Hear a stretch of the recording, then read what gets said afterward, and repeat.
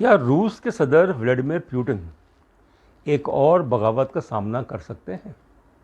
कि हाल ही में 24 घंटे से भी कम अरसे में एक बगावत की कोशिश की गई, और ये कोशिश जो है वो रूस की फ़ौज ने नहीं की, उसने नहीं की। ये कोशिश जो है एक वॉर लॉर्डिज़म, एक मर्सनरी ग्रुप बनाया गया जिसको वैगनार का नाम दिया गया। कि पुतिन साहब का ये ख्याल था भाई कि ये जो यूक्रेन में जो हमने फ़ौजी मुदाखलत की है, तो ये मुश्किल है कि रूस की अफवाज जो हैं वो अपने तौर पे जो है वहाँ अपना मकसद हासिल कर लें।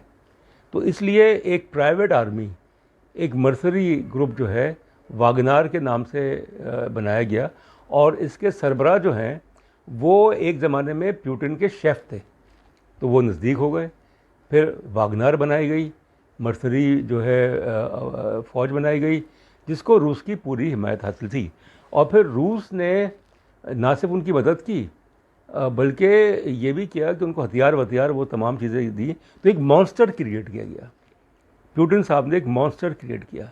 और जब हाल ही में यूक्रेन में जो वागनार जो ग्रुप है, जो भी मर्सरीज हैं, उन पे बमबारी की गई, उनकी हलाकतें की गई, तो फिर सब्र का पैमाना लबरेज हो गया। और उन्होंने कहा, वागनार ग्रुप ने कहा कि हमने रूस की जंग लड़ी है, रूस के लिए जंग लड़ी है, हमने कुर्बानियाँ दी हैं, और हमारे खिलाफ ये किया गया। तो फिर जनाब जो वागनार ग्रुप के जो सरबराह हैं उन्होंने ऐलान किया कि वो पुतिन का तख्ता लौट देंगे। उन्होंने ऐलान किया कि हमारा जो मुकाबला है वो वज़ारत दिफ़ा के साथ है, डिफेंस मिनिस्ट्री के साथ है, जो रूस का जनरल स्टाफ है, जो जनरल्स हैं उनके ख़िलाफ़ है। और फिर 25,000 के करीब जो वागनार के जो सारे मर्सरीज़ हैं उन्होंने कोशिश की कि मॉस्को की तरफ पेशकदमी की जाए। 100-150 किलोमीटर वो दूर थे। इसमें 3 बातें हैं। पहली बात तो ये है कि ये जो वागनार ग्रुप ने किया, और ज़ाहिर है कि वो फिर उन्होंने बेलारूस के जो प्रेसिडेंट थे उनकी मीडिएशन थी, मसालियत थी, और फिर 24 घंटे से भी कम अरसे में वो तैयार हो गए कि हम बगावत ख़त्म कर देते हैं, और उनको एक तरह से माफ़ी दे दी गई। मगर उन्होंने जो किया, वागनार ग्रुप ने किया, उसके कुछ महरक़ात तो थे, कुछ रीज़न्स तो थे।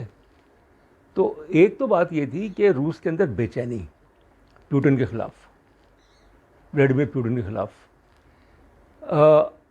फ़ौज के अंदर बेचैनी, तो जिसका फ़ायदा उठाने की कोशिश की वागनार ग्रुप ने कि पुतिन को इक़्तिदार से बेदखल कर दिया जाए।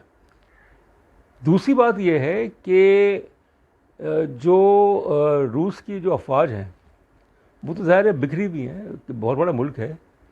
जो एक फ़ौजी बगावत की कोशिश की गई थी जो कि कुछ दिनों तक रही, जो नाकाम हो गई, ये बात है अगस्त 1991 की, अगस्त 1991, कि जब गुरबचेव साहब, मिखाइल गुरबचेव साहब जो हैं वो सदर थे सोवियत यूनियन के, यूएसएसआर के ज़माने की बात कर रहा हूँ, आखिरी दिनों की। और गुरबचेव साहब ने अपनी पॉलिसीज़ जो हैं, पेरेस्ट्रोइका, ग्लासनोस्ट, जमहूरियत के लिए, माशी इस्लाहात के लिए सारी अपनी पॉलिसीज़ बनाई थी। तो उसके ख़िलाफ़ जो थे कुछ फ़ौजी जनरल थे ताकतवर, और भी लोग थे, कि अगर उन्होंने ये इस्लाहात की, जमहूरियत जो है उसको फ़रोग़ दिया, तो सोवियत यूनियन जो है उसका तो ख़ात्मा हो जाएगा। कम्युनिस्ट पार्टी को अगर कमज़ोर किया गया तो आप कैसे मुत्तहद रखेंगे सोवियत यूनियन को। तो उन्होंने अगस्त में 1991 में बगावत कर दी और कंट्रोल संभालने की कोशिश की।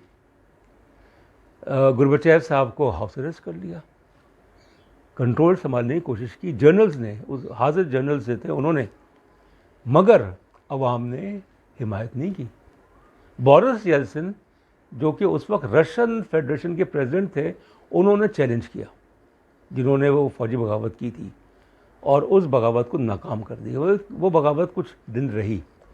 तो ये दूसरी बात है कि पुतिन साहब हरगिज़ ना समझें कि जो वागनार ग्रुप है, जो कि गैर फ़ौजी, यानी कि रूस की मुसल्लह फ़ौज से उसका कोई बराह रास्त ताल्लुक़ नहीं, वो अब कुछ नहीं करेगा। मेरे ख्याल में उनको ये सोचना चाहिए कि जो रूस की अफवाज हैं उनमें उनका कंट्रोल जो है वो तेज़ी से कम होता जा रहा है, वो कंट्रोल लूज़ कर रहे हैं। और तीसरी बात ये है कि प्यूटिन साहब जो हैं यूक्रेन की जंग की वजह से इंतहाई आलमी सतह पे गैर मकबूल हुए कि उनके ख़िलाफ़ जो है वॉर क्राइम्स, जंगी जराइम का मुकदमा इंटरनेशनल क्रिमिनल कोर्ट, तो वहाँ से भी वो गैर मकबूल हुए, उनको ख़तरात, आलमी सतह पे भी ख़तरात। तो इसलिए ये सोचना कि ये कहना कि जनाब प्यूटिन साहब जो हैं वो 20 साल से इक़्तिदार में हैं, वो मज़ीद जबकि ताहयात इक़्तिदार में रहेंगे, 10 साल और रहेंगे, ये सब कहने की बातें हैं। क्योंकि रूस में हालात जो हैं वो बदल जाएंगे, ये बदल रहे हैं। और रूस की फ़ौज में, रूस के अवाम में प्यूटिन के ख़िलाफ़ जज्बात जो हैं वो कोई ढकी छुपी बात नहीं है। तो इसलिए रूस एक बड़ा मुल्क है, रूस जो है एक जौहरी ताकत है, यूएन सिक्योरिटी काउंसिल का परमानेंट मेंबर है। और ये कहा गया जब ये बगावत हो रही थी वागनर ग्रुप की तरफ से कि अगर ये कामयाब हो जाते हैं तो रूस की जो जौहरी जो ताकत है वो किसके पास होगी, वो गैर महफूज हाथों में होगी। तो बेलारूस के जो सदर साहब हैं, जो रूस के इंतहाई करीब हैं, उन्होंने अपना किरदार अदा किया और कायल किया वागनर ग्रुप के सरबराह को कि वो पीछे हट जाएँ और हम आपको पनाह दे देते हैं, असाइलम दे देते हैं, आप रूस मत जाएँ और फिर आपके ख़िलाफ़ कोई इंतकामी कार्रवाई भी नहीं होगी।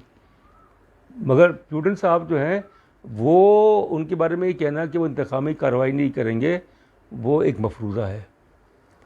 उनके अंदर इंतकाम भरा हुआ है और वो जब वो कार्रवाई करेंगे अपने मुखालिफिन के ख़िलाफ़, उसकी वजह से एक और महाज खुलेगा। रूस जो है वो अदम इस्तेहकाम का शिकार होगा।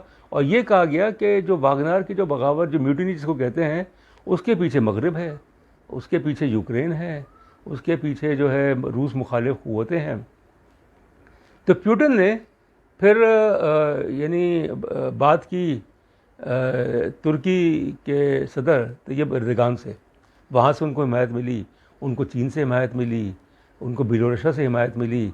मगर ये हिमायत कब तक रहेगी, क्योंकि वो एक ऐसे दलदल में फंस चुके हैं यूक्रेन की जंग की वजह से, जिसमें उनका जो इक़्तिदार है उसका ख़ात्मा जो है वही इस चीज़ का